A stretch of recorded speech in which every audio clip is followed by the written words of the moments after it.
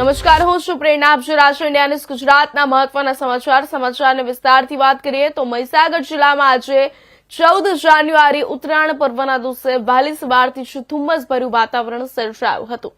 જિલ્લા મથક લુણાવાડા શહેર સહિત આસપાસના ગ્રામ્ય વિસ્તારોમાં સવારના સમયે ગાઢ ધુમ્મસ છવાઈ જતા સમગ્ર વિસ્તાર ઠંડા માહોલમાં લપેટાયો હતો.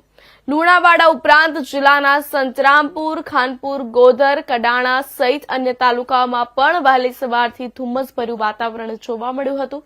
ધુમ્મસની અસરના કારણે સવારના સમયે વિઝિબિલિટીમાં નોંધપાત્ર ઘટાડો નોંધાયો હતો, જેના કારણે વાહન ચાલકોને ખાસ સાવચેતી રાખવી પડી હતી.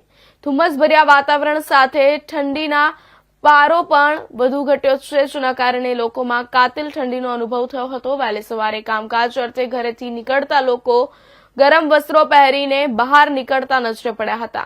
ઠંડીની તીવ્રતા વધતા જનજીવન ઉપર તેની અસર જોવા મળી હતી. ઉત્તરાયણના પર્વ દિવસે જ હાડ થીજાવતી ઠંડી અને ધુમ્મસના સંયોજનને કારણે સવારનું વાતાવરણ વધુ શીતળ બન્યું હતું, જેની અસર રોજિંદા જીવન તેમજ માર્ગ વ્યવહાર પર પણ પડી હતી.